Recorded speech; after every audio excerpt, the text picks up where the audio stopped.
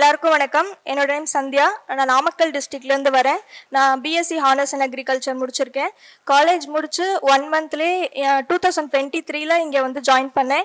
இங்கே வந்து ஜாயின் பண்ணும்போது எனக்கு டிஎன்பிஎஸ்சியை பற்றி ஒரு பேசிக் நாலேஜ் கூட கிடையாது. இங்கே வந்ததுக்கப்புறம் ஓரியன்டேஷன் கிளாஸ்லேருந்து எல்லா சாருமே ரொம்ப நல்லா எக்ஸ்பிளைன் பண்ணாங்க. ஃபஸ்ட்டு டே வந்து சுகேஷ் சார் வந்து ஒரு விஷயம் சொன்னார். டெஸ்ட்டு நிறைய போட்டு பாருங்கள், நீங்கள் எவ்வளோ படிக்கிறீங்களோ அது இம்பார்ட்டன்ட் கிடையாது, நீங்கள் எவ்வளோக்கு எவ்வளோ டெஸ்ட் அட்டன் பண்ணுறீங்களோ அப்போ தான் வந்து உங்களுக்கு நாலேஜ் நிறைய கெயின் ஆகும் அப்படின்னு சொன்னார். அதே மாதிரி ராமச்சந்திரன் ஒரு சார், அவரும் வந்து ஒன்று சொன்னார், ஹார்ட் ஒர்க் அண்ட் கன்சிஸ்டன்சி ரொம்ப முக்கியம். அதை ஃபஸ்ட்டு டே அவங்க சொன்னாங்க. அதை நான் வந்து அந்த வேர்ட்ஸ் வந்து நான் கடைசி வரலும் ஃபாலோ பண்ணேன்.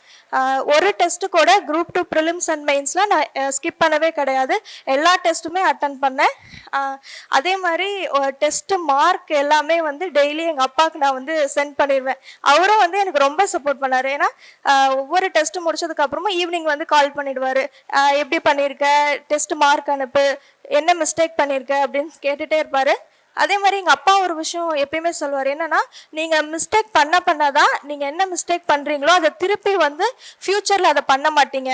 அது வந்து ரொம்ப எங்கள் அப்பா சொல்லிகிட்டே இருப்பார். ஸோ அது வந்து நான் ஃபாலோ பண்ணிகிட்டே இருந்தேன். அதுக்கப்புறம் ப்ரிப்பரேஷன் ஸ்ட்ராட்டஜின்னு பார்த்தீங்கன்னா, நான் ப்ரிலிம்ஸ் வந்து இங்கே குரூப்